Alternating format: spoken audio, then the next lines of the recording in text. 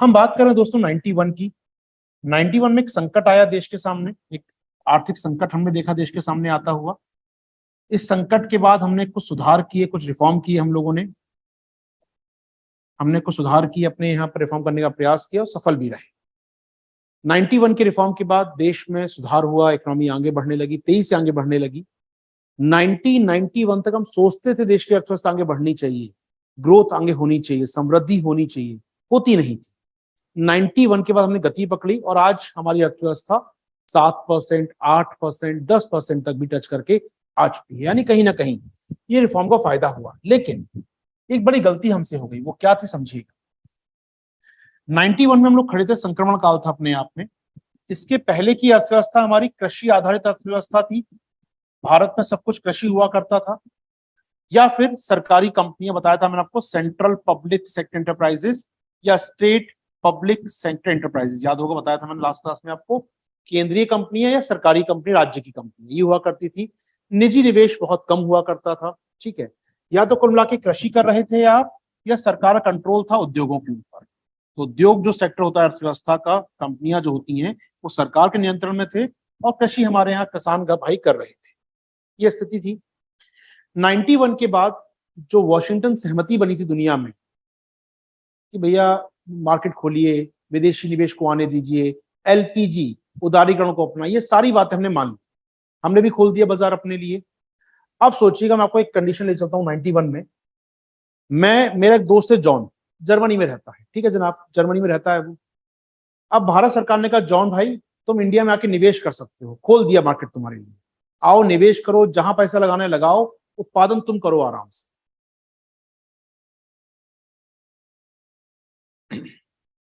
एक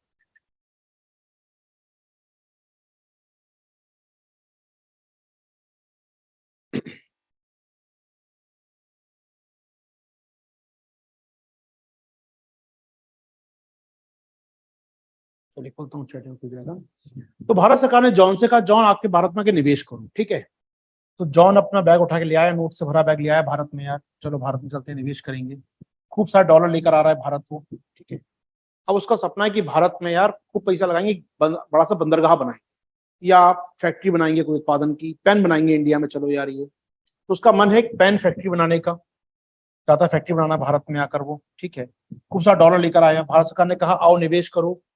91 से पहले केवल सरकारी कंपनियां पेन बनाती थी, सरकारी कंपनियां पेन का निर्माण करती थी। सरकार ने कहा सब करो यार, हमारी निजी कंपनी भी करेगी, विदेशी कंपनी भी करेगी, सब खोल दो। हमने सबको नियंत्रण मुक्त कर दिया, पैसा आने लगा बाहर से। अब जब जॉन जॉन एयरपोर्ट पे उतरा अपना बैग लेकर, नोट से भरा बैग लेकर, जॉन ने देखा यार एयरपोर्ट तो मतलब बड़ी खराब हालत में है यहाँ का, इंडिया का। यहाँ तो फ्लाइट ही 4 घंटे लेट आती है। चलो कोई बात नहीं, शहर अच्छा होगा। जॉन चला यार एयरपोर्ट से। एयरपोर्ट से शहर जाने में लग गए 3 घंटे उसको यार। दिल्ली में पारा हवाई अड्डा है यार, या उतरा वो इंदिरा गांधी इंटरनेशनल एयरपोर्ट पे, वहां से उसको करोल बाग आने में 3 घंटे खराब हो गए उसके। तो यार 100 किलोमीटर की डिस्टेंस नहीं है, 20 किलोमीटर डिस्टेंस है।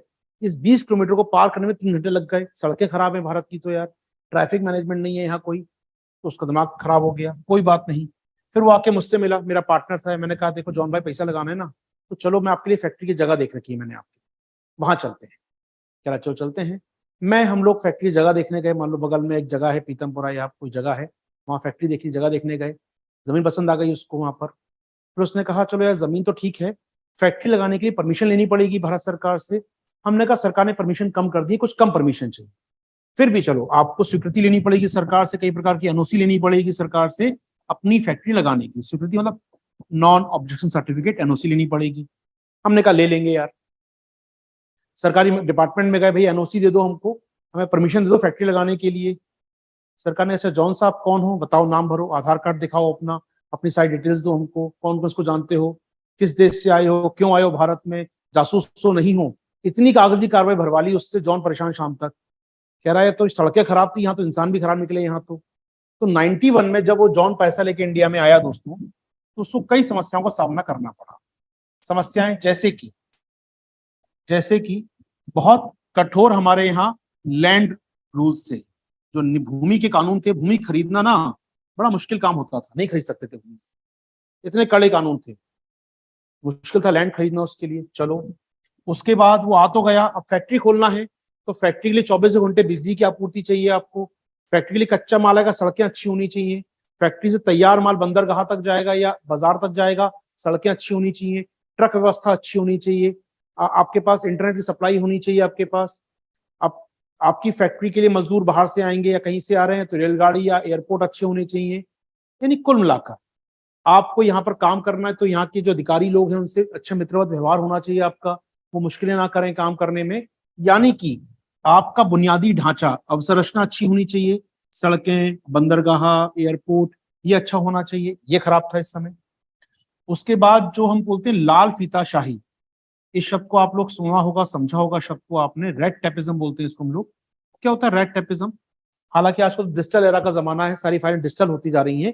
एक जमाना हुआ करता था भारत में, जो फाइलें होती थी, जो सरकारी कागज होते थे, एक लिफाफ उसको रखते थे हम लोग कागज पर, उस पर लाल रिबन बांधते थे, तो लाल फाइल बन जाती थी, लाल फीताशाही, तो लाल फीता बांधते थे, और उसमें एक बार फाइल फंस गई आपकी तो साल लग जाते थे फाइल खत्म करने में। तो लाल फीताशाही यानी सरकारी ब्यूरोक्रेसी की असक्षमता, इनएफिशिएंट ब्यूरोक्रेसी हमारी, इतना धीमे काम करती थी, पैसा लेके कोई गेट पे खड़ा है हम उसको स्वीकार करने को तैयार नहीं। जी हाँ, तो 91 में रेड टेपिज्म या लाल फीताशाही बहुत ज्यादा हुआ करती थी हमारे यहाँ पर, मुश्किलें थी। उसके बाद थोड़ा बहुत चलो जॉन ने बहुत साहस दिखाया, सबसे लड़ा वो, फैक्ट्री तो बनानी इंडिया के अंदर, मुझे फैक्ट्री बनाई उसने, फैक्ट्री की इमारत खड़ी हो गई, सड़क बनवा ली उसने कैसे भी करके, परमिशन मिल गई, लग गए 2-4 साल, कोई बात नहीं, इंडिया में काम करना है तो ये काम कर मेहनत करनी पड़ेगी। फिर उसने फैक्ट्री चालू की, मजदूर को बुलाया, अब मजदूर को हायर कर लिया उसने कुछ दिनों में, कुछ मजदूर रख लिए, फिर उसको लगा नहीं यार ये मजदूर ढंग का काम नहीं कर रहा, इसको बाहर निकालो।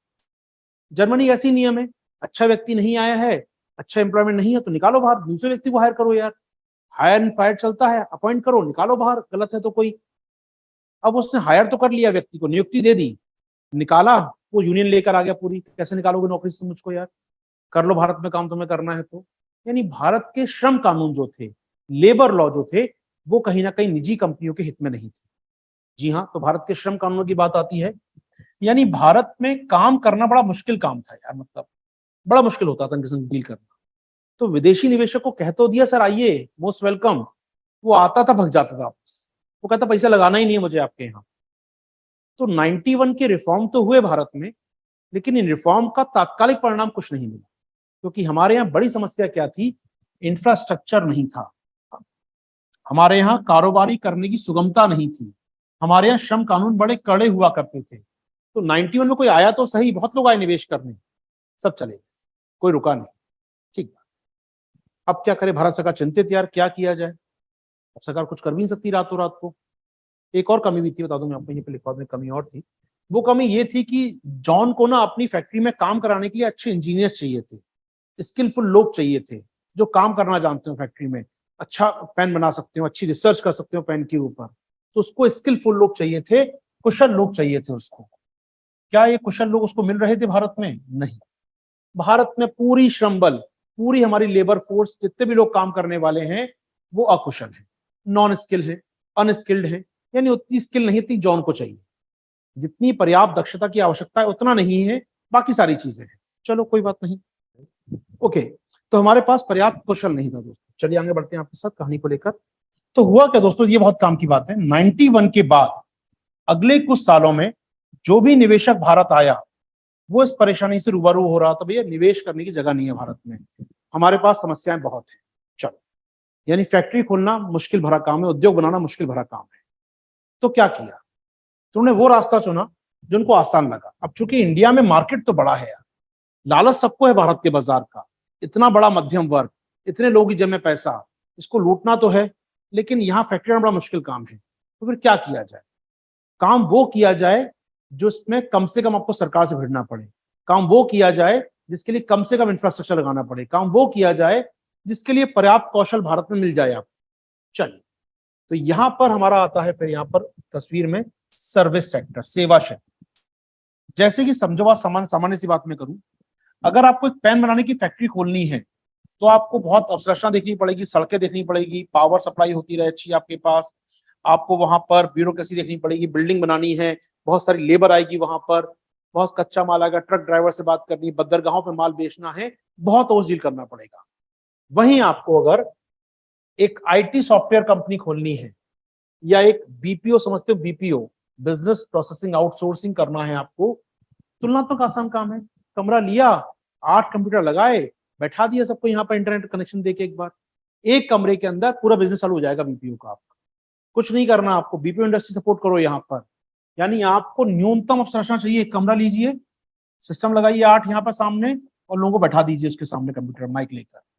बात कर रहे हैं वो अमेरिकन क्लाइंट से, बात कर रहे हैं फ्रांस के क्लाइंट से, वो लोग बैठ के अपने, यानी कि न्यूनतम निवेश और मैक्सिमम लोगों को फायदा है।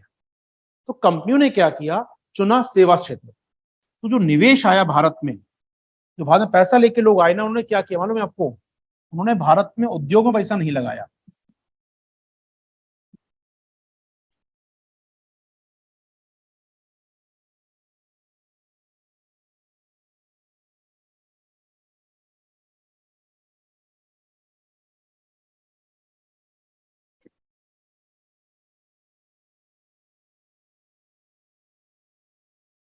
ठीक है, मैं चैट देख पाऊंगा आपका।